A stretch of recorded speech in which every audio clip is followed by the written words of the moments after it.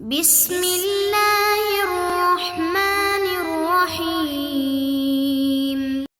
نحمده ونصلي ونسلم على رسوله الكريم اما بعد۔ حضرت طلبہ، سبق نمبر 49 اور کتاب الطلاق میں باب طلاق السنہ چل رہا ہے، اور اس سبق میں بات کریں گے کہ جن عورتوں کو حیض نہیں آتا، چاہے صغر کی وجہ سے یا کبر کی وجہ سے یا کسی بیماری کی وجہ سے یا حمل کی وجہ سے، تو ان کو طلاق دینے اور پھر اس کے بعد ان کی عدت کے کیا مسائل ہیں۔ ظاہر ہے کہ ایسی عورت کو جب حیض نہیں آئے گا تو طلاق سنہ، ایک طور میں ایک طلاق، دوسرے طور میں دوسری طلاق، تیسرے طور میں تیسری طلاق، یہ کیسے متحقق کی جائے گی؟ اور اسی طریقے سے پھر عدت، چونکہ احناف کے نزدیک 3 حیض عدت ہوتی ہے، تو پھر ان کی عدت کیسے گزرے گی؟ تو ان سب مسائل کو انشاءاللہ آج ہم جانتے ہیں۔ قال امام قدوری رحمہ اللہ فرماتے ہیں: اذا كانت المرأة لا تحيض من صغر او كبر، اگر عورت کو نابالغ ہونے کی وجہ سے، بچپنے کی وجہ سے یا بڑھاپے کی وجہ سے حیض نہیں آتا، فاراد یطلقها ثلاثا للسنہ، شوہر نے ارادہ کیا کہ اس کو 3 طلاق سنہ دے دے، یعنی ایک طور میں ایک طلاق، دوسرے میں دوسری، تیسرے میں تیسری، تو کیا طریقہ ہوگا اس کا؟ فرماتے ہیں کہ طلقها واحدۃ، ایک طلاق اس کو دے دے، پھر 1 مہینہ انتظار کرے، فاذا مضى شهر، ایک مہینہ گزر جائے، طلقها اخرى، پھر دوسری دے دے، فاذا مضى شهر، پھر جب تیسرا مہینہ گزر جائے، طلقها اخرى، اس طریقے سے کر کے یہ 3 طلاقیں بیچ میں ایک مہینے کا فاصلہ کرے گا۔ لأن الشهر في حقها قائم مقام الحیض، ایسی عورت جس کو حیض نہیں آتا، اس کے حق میں مہینہ یہ حیض کے قائم مقام ہے، اور کہ نہیں، بلکہ صرف اور صرف حیض کے قائم مقام ہوتا ہے، جیسے کہ اللہ تعالیٰ نے فرمایا: واللائی یئسن من المخیض من نسائکم ان ارتبتم فعدتہن 3 اشہر، وہاں پہ تھے کہ 3 مہینے ان کی پھر عدت ہوگی، اور اسی طریقے سے ان کا طلاق دینے کا جو پروسیس ہے وہ بھی 3 مہینے کا ہوگا۔ واللائی لم یحضن، اس طریقے سے وہی بھی، وہ عورتیں بھی جن کو حیض نہیں آتا، یعنی نابالغ ہونے کی وجہ سے، یا اسن من المخیض، یعنی وہ مایوس ہو چکی ہیں حیض سے، یعنی بڑھاپے کی وجہ سے۔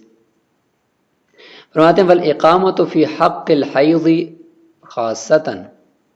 یہ جو مہینہ قائم مقام ہم نے بنایا ہے تو یہ صرف حیض کے حق میں بنایا ہے،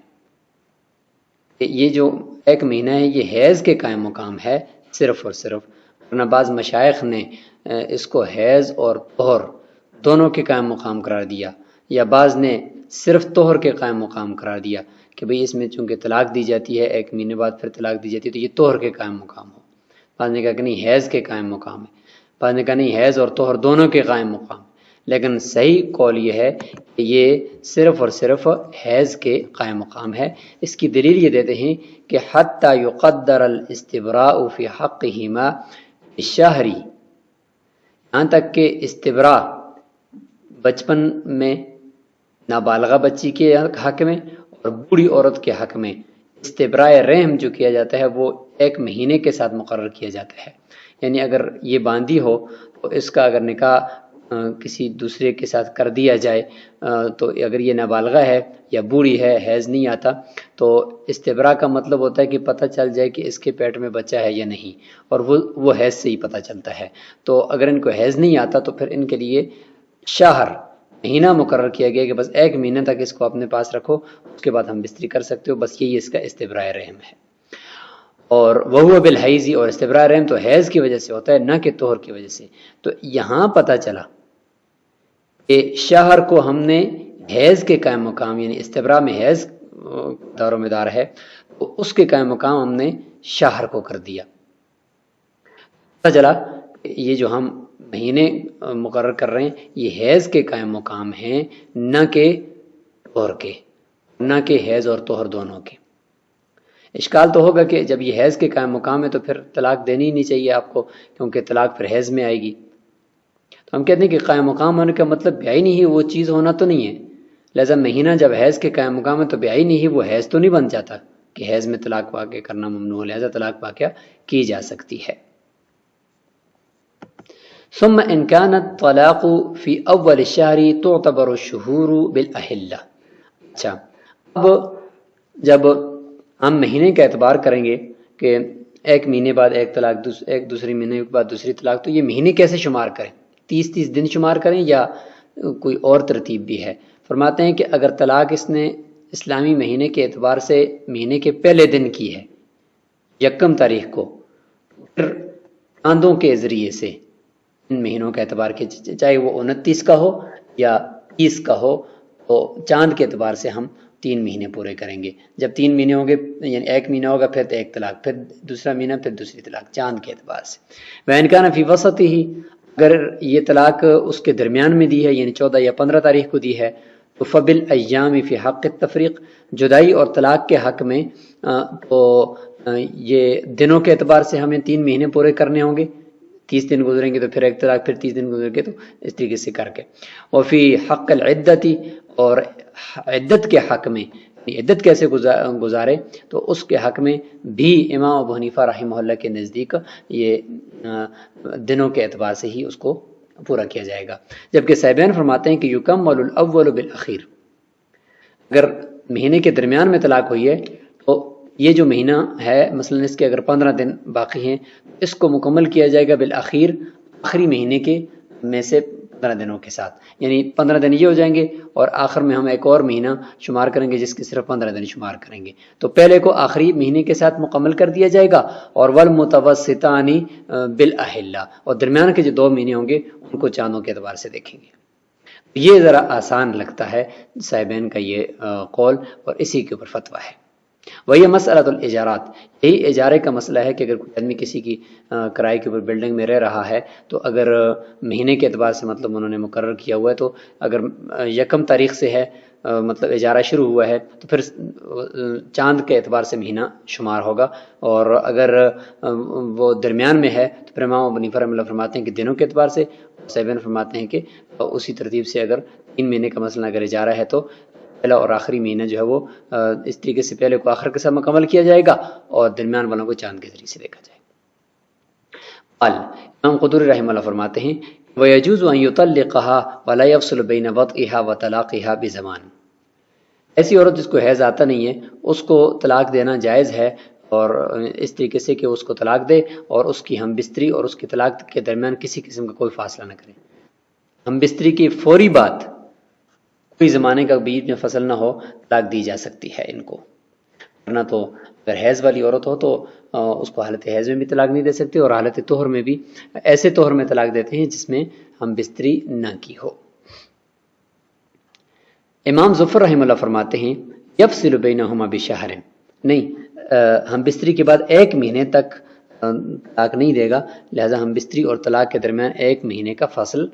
کرنا ضروری ہے، لقیامہ مقام الحیض، کیونکہ یہ 1 مہینہ جو ہے وہ حیض کے قائم مقام ابھی ہم نے قرار دیا ہے، لہذا بیچ میں 1 مہینے کا فصل آنا چاہیے، چونکہ اس نے طلاق دے دیا اس طور میں، گویا کہ بیچ میں 1 مہینہ وہ گویا کہ حیض کا گزرے، اگرچہ حیض تو نہیں ہے لیکن حیض کے قائم مقام ہے، لہٰذا اس کے بعد پھر جب مہینہ گزر جائے تو پھر طلاق دے سکتا ہے۔ لِأَنَّ بِالْجِمَاعِ تَفْطُرُ الرَّغْبَةُ، اور امام ظفر رحمہ اللہ فرماتے ہیں کہ چونکہ رغبت کے زمانے میں طلاق دینا یہ دلیل ہوتا ہے اس کی، یعنی حاجت کی، کہ یہ شخص اس کو عورت کو نہیں رکھنا چاہتا، شدید نفرت رکھتا ہے، تو جب ایک دفعہ ہم بستری کر لی ہے تو اب تو رغبت اس عورت سے کم ہو گئی ہے، جب رغبت کم ہوگی، امام ظفر رحمہ اللہ فرماتے ہیں، تو اس صورت کے اندر اب بیچ میں اتنا فصل کرو کہ دوبارہ رغبت ہو اور وہ ایک دلیل بنے، اور اس میں پھر وہ طلاق دے، تو ہم یہ کہیں کہ یہ طلاق واقعی اپنے آپ کو چھڑانے کے لیے ہی کر رہا ہے، کہ دیکھیں ہم بستری کی رغبت بھی ہے پھر بھی طلاق دے رہا ہے، تو لہٰذا 1 مہینے کا بیچ میں فصل کرو، انما تتجدد بزمان، لہٰذا یہ رغبت جدید ایک وقت کے ساتھ ہوتی ہے، اور وہ وقت مہینہ ہے، کم از کم 1 مہینے کے بعد دوبارہ رغبت ہو جاتی ہے۔ حناف فرماتے ہیں کہ نہیں، بیچ میں فصل نہیں کریں گے، وجہ کہ انہ لا یتوہم الحبل فیہا، ایسا ہے یا صغیرہ ہے، اس کے اندر تو حمل کا وہم نہیں کیا جا سکتا کہ ان کا حمل ٹھہرے گا، جب حمل ٹھہرنے کا کوئی وہم نہیں ہے تو والکراہیۃ فی ذوات الحیض باعتبارہ، حیض والی عورتوں میں جو کراہت ہے نا کہ ہم بستری کے فوراً بعد طلاق نہ دو، وہ کس وجہ سے ہے؟ بے اعتبار ہی، اس حمل کی وجہ سے ہے۔ کیوں؟ لأن عند ذلك يشتبه وجه العدہ، کیونکہ جب ہم بستری کے فوری بعد طلاق دیں گے تو پھر عدت مشتبہ ہو جائے گی، پتہ نہیں چلے گا کہ اس ہم بستری کی وجہ سے حمل ٹھہرا ہے پھر وضع حمل عدت ہوگی، نہیں ٹھہرا تو پھر 3 حیض عدت ہوگی، تو پتہ ہی نہیں چلتا، تو لہٰذا مشتبہ ہو جاتا ہے معاملہ۔ اس وجہ سے فرماتے ہیں کہ جس طور میں ہم بستری کی ہے اس طور میں طلاق نہیں دے سکتا۔ لیکن جہاں تک بات عائشہ اور صغیرہ کی ہے جو جس میں ہم چل رہے ہیں، والرغبۃ وان کان تفتر، لہذا اچھا فرماتے ہیں کہ ان کے اندر تو چونکہ حمل کا وہم ہی نہیں ہے، حمل کا وہم نہیں تو ان کو ہم بستری کے فوری بعد طلاق دینے کے اندر عدت مشتبہ نہیں ہوتی، بلکہ سب کو پتہ ہے کہ عدت ان کی وہ 3 مہینے ہی گزارنی پڑے گی کیونکہ ان کو حیض آتا نہیں ہے۔ اور جو امام ظفر رحمہ اللہ نے فرمایا کہ رغبت کم ہو جاتی ہے ایک مرتبہ جماع کرنے سے، تو فرماتے ہیں کہ رغبت وان کان تفتر من الوجہ الذی ذکر، تو امام ظفر رحمہ اللہ نے صورت ذکر کی، اس صورت میں واقعی ایک مرتبہ جماع کرنے سے رغبت اور لذت کم ہو جاتی ہے، لیکن تکثر من وجہ آخر، لیکن ہمارے پاس ایک اور وجہ بھی ہے ان عائشہ اور صغیرہ کے اندر رغبت کے بڑھ جانے کی، ہمارے پاس ایک اور دلیل بھی ہے، وہ کیا کہ لأنہ یرغب فی وطء غیر مولق، کیونکہ انسان ایسی وطی کے اندر ہمیشہ رغبت رکھتا ہے کہ جس وطی سے جو وطی حمل ٹھہرانے والی نہ ہو، مولق ایسی وطی جو حمل ٹھہرانے والی ہو، ایسی وطی جو حمل ٹھہرانے والی نہیں ہے اس کے اندر انسان ہمیشہ رغبت کرتا ہے، فرار عن الولد، بچے کی کے اخراجات سے بچنے کے لیے اور بھاگنے کے لیے، کیونکہ بعض مرتبہ انسان نہیں چاہتا کہ میرے اس یعنی ہم بستری کی وجہ سے بچہ پیدا ہو، لہذا وہ عزل کرتا ہے یا کچھ اس سے بچتا ہے، لیکن جب اس کو پتہ ہے کہ حیض ہی نہیں آتا،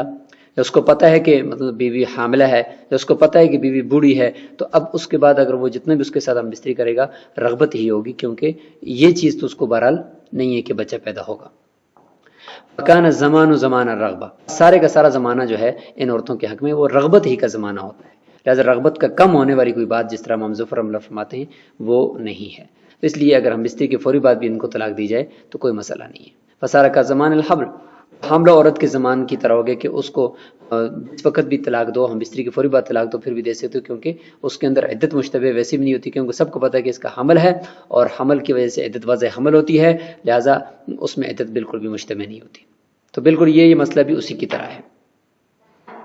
وطلاق الحامل یجوز عقیب الجماع، یہ حاملہ کا ذکر یہاں سے شروع ہو گیا کہ حاملہ عورت ہے اس کو فوری بعد جماع کے فوری بعد طلاق دی جا سکتی ہے، لأنه لا يؤدي الى اشتباع وجہ العدہ، کیونکہ یہ عدت کے مشتبہ ہونے کی طرف نہیں لے جاتا یہ ہم بستری اور یہ طلاق دینا۔ وزمان الحبل زمان الرغبۃ فی الوطء، اور جو حمل کا زمانہ ہے 9 مہینے، یہ وطی اور ہم بستری کے اندر رغبت کا زمانہ ہوتا ہے، کیونکہ شوہر کو پتہ ہے کہ میرے اس حمل سے کچھ ہونے والا نہیں ہے، صرف میں نے اپنی شہوت پوری کرنی ہے ورنہ اور کچھ بھی نہیں ہوگا، اور ہمیشہ پھر اس میں وہ رغبت کرے گا، ٹھیک ہے، وہ نہیں غیر مولق، کیونکہ یہ جو ہم بستری ہے، یہ جو وطی ہے، یہ حمل بنانے والی یا حمل کو پیدا کرنے والی نہیں ہے، کیونکہ وہ تو پہلے سے بن رہا ہے، اور جو بچہ دانی ہے اور رحم ہے اس کا منہ بند ہو چکا ہوتا ہے جب حمل اندر تیار ہو رہا ہوتا ہے، تو لہٰذا اس طرح کی ہم بستری سے وہ کبھی بھی نہیں کترائے گا اور اس میں رغبت ہی ہوگی۔ اور یرغب فیہا لمکان ولدہ منہا، یا یہ کہ یہ شخص عورت کے اندر ہمیشہ رغبت ہی رکھے گا کیونکہ اس سے بچہ پیدا ہونے والا ہے، اس کا ہر حال میں اس کے پاس کوئی ہے کہ رغبت ہی رہتی ہے، تو فلا تقل الرغبۃ بالجماع، تو لہذا حاملہ عورت کے ساتھ ہم بستری کرنے کے بعد بھی رغبت کم نہیں ہوتی، ہمیشہ انسان اس کے قریب قریب ہی رہنا چاہتا ہے۔ جب یہ ساری بات ہے تو لہذا ہم بستری کے فوری بعد طلاق دینے میں کوئی حرج نہیں ہے، اور یہ واقعی وہی دلیل حاجت بنتی بھی ہے کہ دیکھیں یہ وقت ہے ہم بستری کا، اس کو رغبت بھی ہے، اس کے باوجود یہ ہم بستری نہیں کرتا، طلاق دے دیتا ہے، تو یہ دلیل ہے اس بات کی کہ یہ شخص واقعی مجبور ہے اور مجبوری کی حالت میں یہ طلاق دے رہا ہے۔ وَيُطَلِّقُهَا لِلسُّنَّةِ ثَلَاثًا يَفْصِلُ بَيْنَ كُلِّ تَطْلِيقٍ الطلقتین بشہر عند ابی حنیفہ و ابی یوسف رحمہم اللہ. اب حاملہ عورت کو طلاق سنہ دینا چاہتا ہے، 3 طلاقیں دینا چاہتا ہے، تو کیسے دے گا؟ فرماتے ہیں کہ اس کا طریقہ یہ ہے کہ 3 طلاقیں دے دے اور ہر طلاق کے بیچ میں، ہر 2 طلاقوں کے بیچ میں 1 مہینے کا فصل کرے گا، کہ 3 مہینوں میں جا کر یہ 3 طلاقیں پوری ہو جائیں گی شیخین کے نزدیک. امام محمد اور امام ظفر رحمہم اللہ فرماتے ہیں کہ لا یطلق علی السنۃ الا واحدہ، حاملہ کو اگر طلاق سنت دیتے نا تو صرف 1 ہی دے سکتا ہے، 3 نہیں دے سکتا. دلیل لأن الاصل فی الطلاق الحظر. امام محمد رحمہ اللہ فرماتے ہیں، امام ظفر رحمہ اللہ فرماتے ہیں کہ طلاق کے اندر اصل تو منع ہے نا. وقد ورد الشرع بالتفریق علی فصول العدہ، جیسے قرآن میں فطلقوہن لعدتہن واحصوا العدہ. تو شریعت وارد ہوئی ہے کہ اس کو عدت کی جو فصلیں ہیں، یعنی 1 مہینہ 2 مہینے اور 3 مہینے، یا حیض ہے تو 1 حیض کے بعد، دوسرے کے بعد، تیسرے حیض کے بعد جو بیچ میں طہر آتا ہے، اس میں شریعت نے کہا کہ اس کو تقسیم کرو ان 3 طلاقوں کو.